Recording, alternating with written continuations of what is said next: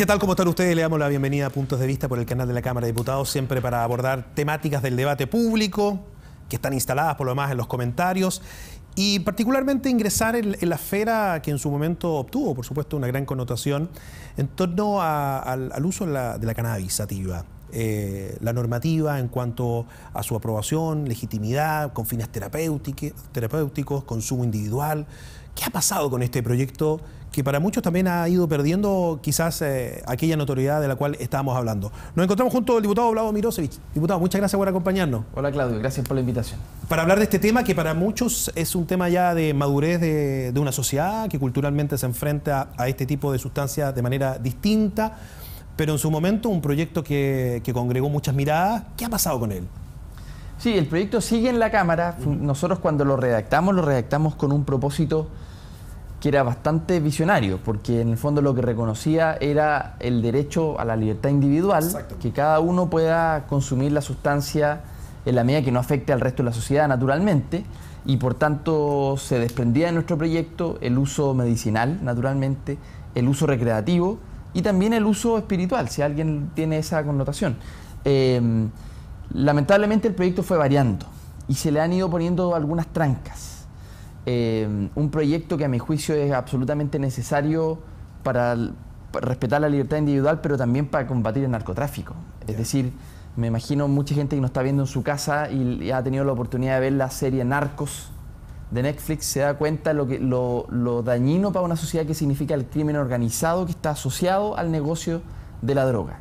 Lo que hay que hacer es matar ese negocio, y la manera de matar ese negocio es que el consumidor se pueda autoabastecer y no tenga que ir a las redes del narcotráfico, porque finalmente le está dando poder económico y poder incluso militar a esas bandas para que se tomen los territorios de nuestras poblaciones. Por lo tanto, la mejor manera es quitarle demanda a esas bandas y que el propio consumidor diga: yo me autoabastezco, no necesito ir a donde esté traficante, que por lo demás eso es la puerta de entrada a las drogas duras, no es exactamente la marihuana, sino que más bien... Eso le voy a preguntar, diputado, sí. De hecho, porque en este debate tremendamente interesante que usted está poniendo de inmediato en esta conversación, el combate contra las drogas como política pública que ha ido fracasando sin lugar a dudas, no en Chile, sí, es un problema estructural a nivel global sin lugar a dudas, pero el temor también de algunos informes que ustedes también han ido contrastando por lo demás con otras miradas, de que esto sea la puerta de entrada y que lamentablemente este tipo de consumo pueda ir adelantándose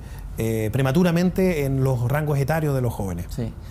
Bueno, lo primero es que efectivamente, Claudio, la política de droga ha fracasado en el mundo entero, no solo en Chile, pero un fracaso rotundo. Me toca verlo en Arica, sí. Un fracaso pero brutal. Y la puerta de, ¿qué es lo que dicen los estudios más tradicionales? Dicen que la puerta de entrada de las drogas duras es la marihuana. Pero no es exactamente la marihuana el problema, porque si uno mira el porcentaje de consumidores de marihuana que no van al siguiente paso, es la infinita mayoría, que no van al siguiente paso. Pero hay un grupo que sí va al siguiente paso, hacia las drogas duras. Y la explicación tiene que ver con hay varias explicaciones, pero hay una que es fundamental, y es que el modelo de negocios del traficante es hacer transitar a su consumidor desde la marihuana hacia la droga dura. Y entonces, ¿quién es el promotor de las drogas duras? Es el narcotraficante, porque eso le significa, en el fondo, más plata. Claro. Ahora, ¿por qué fue tan nocivo pasar a la marihuana hacia las drogas duras? Porque ustedes saben que en el gobierno de Bachelet anterior se pasó la marihuana a la lista número 1. Es decir, la marihuana se consideró para efectos legales una droga dura y por tanto quien la comercializaba tenía las mismas penas. Eso que puede parecer a algunos de sentido común produjo todo lo contrario a lo esperado. Porque el narcotraficante decía: si yo tengo que vender droga dura y tener una pena, o vender marihuana y tener la misma pena, pero en cambio por la droga dura gano más plata, homólogo ahí, claro, lo que hago es que me voy inmediatamente hacia las drogas duras.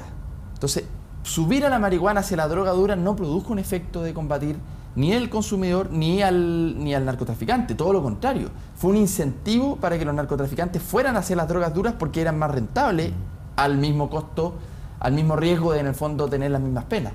Por lo tanto, ¿cuál es la invitación que nosotros hicimos con este proyecto de ley? El sentido común que nosotros tenemos en Chile sobre la política de droga ha demostrado que está equivocado, y en el mundo entero ha demostrado que está equivocado. Al narcotráfico hay que combatirlo de otra manera.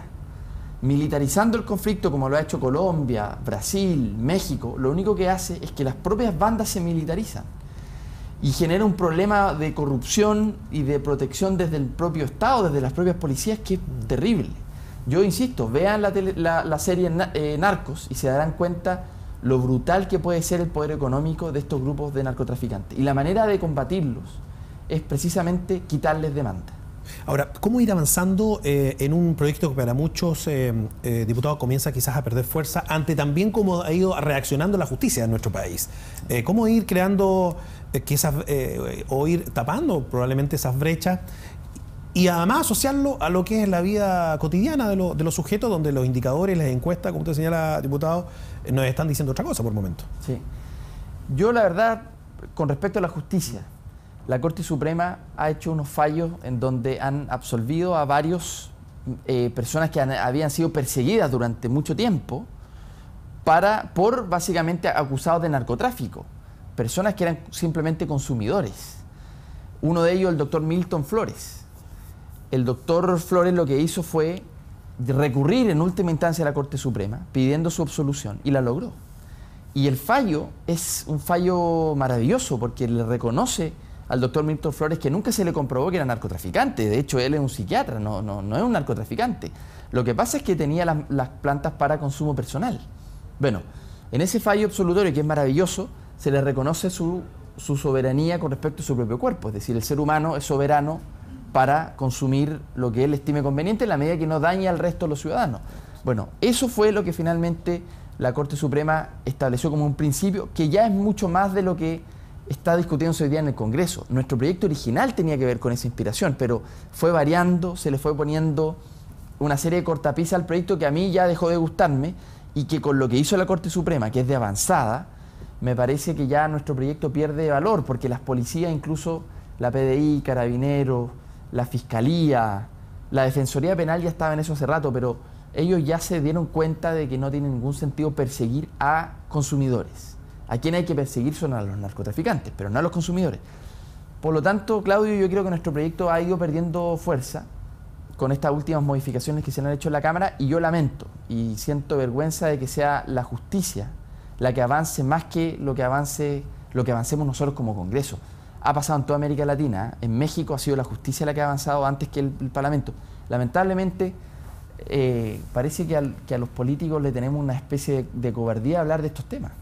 ¿Cómo avanzar entonces, diputado, desde su punto de vista y de lo que también usted ha podido congregar en bancadas afines o en parlamentarios afines a este tipo de postura? Sí, yo con respecto al proyecto ya siento que ha ido perdiendo sentido, después de los fallos que ya han sido ya varios de la Corte Suprema y en el fondo, y los propios ministros están en una mirada de respetar la libertad individual y de entender también de que al consumidor no se le puede perseguir. Yo creo que el proyecto perdió sentido desde ese punto de vista, porque ya la Corte Suprema en el fondo dijo, la justicia no nos vamos a dedicar a perseguir a los consumidores. Sin embargo, yo creo que ahora hay que tener una discusión sobre la política de drogas que tenemos en Chile, que es una política muy hipócrita, porque dice perseguir con mano dura y en la práctica lo que hace es dejar, por ejemplo, a los consumidores problemáticos. No me refiero al consumidor que no le genera una adicción, sino que al consumidor problemático, que es un grupo pequeño, pero que a mí en Arica me toca ver muy de cerca. Muy de cerca. En el fondo es un grupo pequeño, pero que tiene un consumo problemático de drogas. Con respecto a eso hacemos poco y nada como Estado chileno, realmente nada. Exacto. ¿Y ese grupo se asocia, por ejemplo, con temas de seguridad también ciudadana? O sea, concatenar esto en definitiva con la política de seguridad a nivel nacional, ¿no? Por supuesto, y lo que hacemos como Estado es poner más plata en policía, pero no ponemos plata en donde hay que ponerlo, que es el uso problemático de las drogas. Yo en eso estoy de acuerdo. Yo cuando defiendo la despenalización de la marihuana no estoy defendiendo que la gente se caiga a la adicción o eso traiga delincuencia, en ningún caso. Yo ni siquiera soy consumidor de marihuana. Lo único que estoy diciendo es que aquí los chilenos tienen libertad de elegir y segundo, la manera de combatir el tráfico, y yo estoy seguro que todos los países van a variar hacia acá, incluso Estados Unidos, que ha sido el principal represor de la droga, hoy está variando hacia una política más inteligente de combatir el narcotráfico. Entonces, yo lo que estoy defendiendo es que a mí me preocupa el narcotráfico y a ellos quiero combatir, pero la manera de hacerlo no es como estamos acostumbrados a hacerlo, porque eso ha fracasado durante décadas. O sea, hay que pensar una manera más inteligente, porque toda la plata que estamos poniendo en combate al narcotráfico, no lo estamos poniendo en rehabilitación. Entonces es un círculo vicioso donde lo que estamos financiando es paliar las consecuencias, pero en las causas no nos metemos para nada. Es verdad, y favorece finalmente el narco en lo que es el círculo de ventas. Yo digo, esta política que tenemos en Chile es el mejor aliado del narcotraficante. Los narcotraficantes están felices con lo que estamos haciendo, porque le estamos dando en bandeja la posibilidad de tener un buen negocio y no lo estamos combatiendo para nada. Por último, diputado, estamos ya próximos a terminar. Sobre esto mismo que usted señala, que es un tema de fondo, esta política de combate, requiere también de focalización en determinados territorios de nuestro país y puntualmente el que usted representa a propósito de condiciones geográficas naturales, de corredores y de lo que ustedes también han planteado desde hace mucho tiempo atrás. Sí, en Arica, por ejemplo, en el gobierno pasado se hizo un plan Frontera Norte. Exacto. Y me parece muy potente porque la política ha sido, mira, no vayamos al microtráfico. Porque si vamos al microtráfico, en la medida que haya abastecimiento, alguien lo va a reemplazar y va a ponerse a vender igual en la esquina de la población. Lo que hay que hacer es cerrar las fronteras para que no ingrese la droga. Entonces las policías se han ido focalizando hacia el combate al gran volumen en el fondo. Y esa política que tiene sentido, en el fondo, es cómo cerramos la frontera. Y en el caso de Arica, que tenemos una doble frontera con Perú y con Bolivia, obviamente que es clave. O sea, necesitamos tecnología para poder hacer supervisión con aeronaves en la zona fronteriza, que además es muy amplia. Si uno habla con los carabineros que están en Bisbiri, por ejemplo, no tienen la capacidad de las patrullas de poder enfrentar la cantidad de burreros que están pasando. Ahora, yo insisto, creo que junto con cerrar las fronteras, que es una buena política, y que hay que continuar con eso y poner más plata en eso, en cerrar las fronteras, pero también tenemos que cambiar la manera en que estamos enfrentando el problema. O sea, no hay manera de que los niveles de consumo y de delincuencia bajen si es que seguimos enfrentando el problema de la misma forma. Si esa política está fracasada. El presidente Enrique Cardoso, el presidente Lagos y muchos presidentes del mundo, lamentablemente cuando son expresidentes se atreven a decir lo que no se atrevieron cuando estaban en el gobierno, pero se atreven a decir: la política de droga ha fracasado, lo que hay que hacer es despenalizar, no perseguir al consumidor para poder quitarle demanda al narcotraficante. Una idea que es bastante simple y que además muchos economistas de izquierda a derecha en el mundo hoy están defendiendo. Es verdad. Diputado Milosevich, muchas gracias por esta conversación. Bien, y muchas estamos, gracias. Por lo demás, en una próxima oportunidad para seguir dialogando sobre este y otros temas. Muchas gracias, diputado. Gracias. Hacemos una pequeña pausa, regresamos de inmediato con más puntos de vista para que nos espere.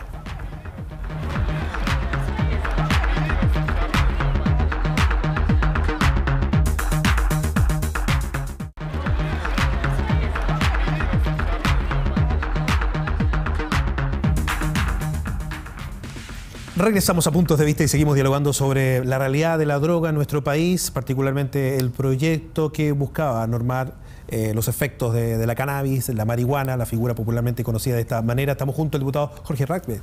Diputado, muchas gracias por acompañarnos, por seguir en este diálogo que alguna vez ya también hemos ido teniendo y sosteniendo.